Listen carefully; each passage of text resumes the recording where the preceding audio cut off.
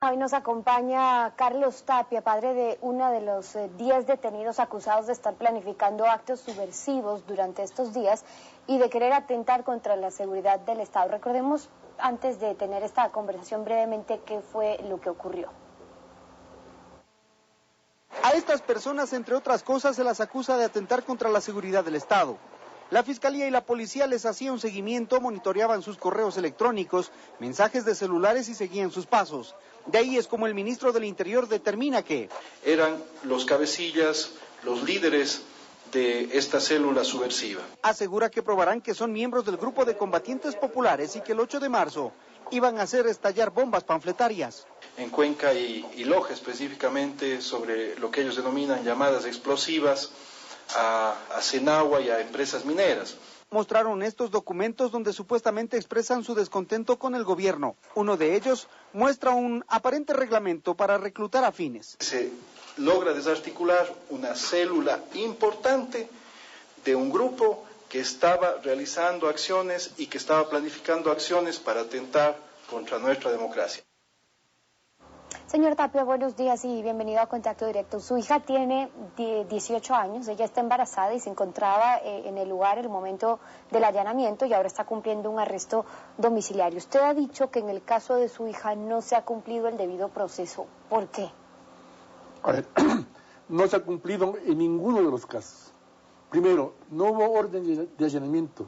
Estuvieron detenidos 7 horas sin información alguna.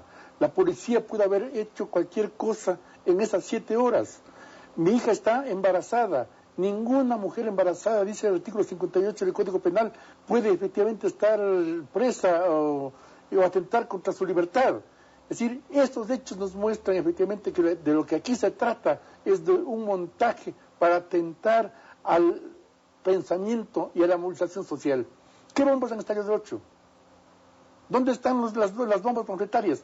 ¿Qué elementos tienen ellos para decir que había ahí construcción de bombas panfletarias? Papeles, documentos. Y además que han metido documentos que los señalamos, que no los reconoceremos, que vamos a demostrar en el juicio con nuestros abogados. Es decir, ustedes quieren decir que se ha incluido otro tipo de documentos que no tenía. No, porque no pueden probarlos. No pueden decir que ya tienen cantidad de días y no han sacado un solo elemento ni de celulares ni de las computadoras para incriminarles. El ministro Serrano dice que vamos a probar que iban a poner bombas. ¿Cómo iban a probar que iban a probar? Según la fiscal, en lo que relata en el acta de audiencia oral de la formulación de cargos, luego de que las bombas panfletarias explotaron en Guayaquil, en Quito, en Cuenca, hubo una denuncia a la policía en la que se identificó a un señor Gómez. Según la fiscal, se sabía que Gómez y líderes de la organización se iban a reunir el 3 de marzo y por eso solicitaron esta orden de allanamiento y detención. De todas maneras, señor Tapia, ¿usted considera importante que en este caso se investigue para en efecto saber si fueron o no ellos quienes pusieron las bombas panfletarias? Que se investigue. Pero que y hay una investigación, ¿no es cierto? Una bomba que explota en Quito dicen que es de un ejército N-15. Las otras bombas no tienen firma. ¿Y cómo es que les digan? Es decir, ¿qué es lo que dice la fiscal? Explotó en Quito y en Guayaquil. Estaban de gente de Quito y Guayaquil y entonces se supone que ellos iban a hacer explotar una de las bombas. ¿Qué bombas han explotado, niña? ¿Qué pasó el 8 de marzo? Lo que buscan es efectivamente acallar la protesta social. Buscaron golpear a las movilizaciones del 8 de marzo, a la movilización que viene con el movimiento indígena. Ese es el fondo. O sea que su hija y quienes estaban reunidos estaban planificando una reunión o parte de una manifestación durante estos días a propósito de la marcha indígena. No, estaban discutiendo problemas sociales. Estaban discutiendo el problema del buen vivir en la Constitución. Estaban discutiendo el documento del gobierno Defendamos la Democracia. Y lo que se está cumpliendo ahora es precisamente lo que decía este documento ahí. Golpear al movimiento social, golpear a las organizaciones de izquierda, a las organizaciones que tienen un pensamiento diferente. Y con esto están con un problema muy grave, ¿no? Impidiendo el pensamiento. La fiscal dice que cuando se allanó el lugar encontraron evidencias claras de que se quería atentar contra la seguridad del Estado. Sin embargo, yo revisaba el acta de audiencia oral de formulación de cargos, donde la fiscal dice que se encontró flash memories, celulares, billetes de 20 y de $5, una maleta negra, billeteras y ahí sí documentos del GPC, Grupo de Combatientes Populares. Los detenidos han pedido que demuestren pruebas de sus acusaciones. ¿Estas pruebas no bastan entonces? No, es decir, un documento usted lo puede bajar del internet y no es su documento, ¿no es cierto? Puede encontrar en la calle y no es su documento, pero si usted sí tiene interés de leer, es decir, puede leerlo, es decir, pero esto no es una prueba de que sean ni terroristas ni que pertenecen al grupo de combatientes populares. Nosotros rechazamos como padres de familia esta acusación del ministro, una temeraria acusación. Pero lo que está aquí planteando es el hecho de que no se puede pensar. Es más o menos como si a usted le quieran presa porque luego va a decir alguna cosa contra el gobierno. Y para evitar que diga, le cogen presa ahora.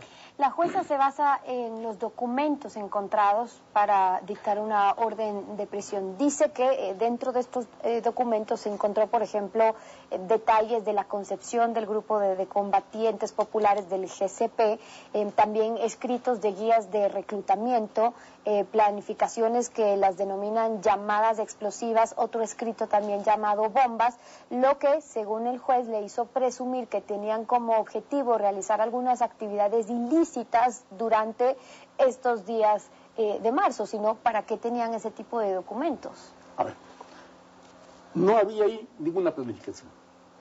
No nos han mostrado un documento que diga, a ver, el 8 de marzo en tal parte, el 10 de marzo en tal parte, no hay eso. Es una falacia de la fiscal. No hay una prueba que diga así se construyen las bombas. No encontraron ni fósforos. ¿Cómo van a encontrar efectivamente el problema de bombas? Es efectivamente un montaje político, antes que jurídico, antes que de otra naturaleza. Mi hija embarazada de 18 años atentando contra la seguridad del Estado. ¿Qué hace su hija? ¿A qué se dedica? Estudia. Se graduó recién en el colegio Benalcázar. Ingresó con examen de ingreso a la Universidad Central de Derecho. Aprobó el primer semestre, se matriculó el segundo semestre y está a punto de perder la matrícula por esta razón. Actualmente tiene un arresto domiciliario y está siendo custodiada por 3 policías, tengo entendido. Inicialmente fue así, es decir, inicialmente fue un estrés muy complejo. Se movía con mi hija a todos lados, iba al baño, al dormitorio, a la cocina, estaba atrás la policía. Hoy un poco eso se ha suavizado. Pero tenemos ahí siempre a la policía, como yo dije en algún lado, es decir, por fin mi casa está segura. Ahora, ¿su hija tiene algún tipo de vinculación con alguna otra organización social o con el MPD? ¿Se encontraron, según la fiscal Cheques, también al Movimiento Popular Democrático? ¿Tiene algún vínculo con otras organizaciones? No. Mi hija es sobrina de Pablo Tapia, el diputado alterno que murió junto con Jaime Hurtado. Mi hija es la vocera de la familia. Mi hija estuvo 4 días antes en el acto de Jaime y de Pablo en la Piedrahíta 6 de diciembre. Luego de eso, luego de esa vocería, es que la presa. Hay efectivamente una persecución, por eso afirmamos nosotros esto, a los movimientos sociales, al pensamiento alternativo frente a este gobierno. ¿Su hija le contó a usted para qué fue esa reunión? ¿Por qué estaba reunido con estas 10 personas o por qué asiste a este tipo de reuniones? No puedo plantearle a mi hija un seguimiento policial. Mi hija es libre de pensar. Lo que sí sé es que mi hija es responsable. Lo que sí sé es que mi hija tiene un pensamiento alternativo. Lo que sí sé es que mi hija tiene una libertad en su conducta, en su pensamiento. Ya en el ámbito legal y jurídico, para terminar, señor Tapia, ¿qué va a hacer la defensa de su hija y de los demás detenidos para probar, en este caso, según ustedes sostienen, que no intentaban atentar contra el Estado, contrario a lo que ha dicho el ministro Serrano, la jueza y el fiscal? No, es la fiscal y el ministro Serrano que tienen que probar que estábamos atentando contra el Estado. Nosotros declaramos nuestra inocencia y defenderemos nuestra inocencia y nuestros abogados están apuntando precisamente a este problema. El Estado supuestamente que tiene que probarnos de que somos los terroristas, que estamos aquí unidos con el Perú para atentar contra Ecuador. Es decir, ¿por qué es tan brutal la acusación que tiene 54 artículos de acusación? Es decir, atenta contra el Estado. ¿Pero en qué forma? Si son terroristas, traidores a la patria, es decir, ¿de qué se trata? No. Es decir, es realmente una monstruosidad este problema y pediría a la opinión pública que no deje este caso en manos solamente del manejo antojadizo del gobierno. Carlos Tapia es padre de uno de los 10 detenidos acusados de estar planificando actos subversivos durante estos días y de querer atentar contra la seguridad del Estado. Muchísimas gracias por habernos acompañado esta mañana aquí en Contacto Directo.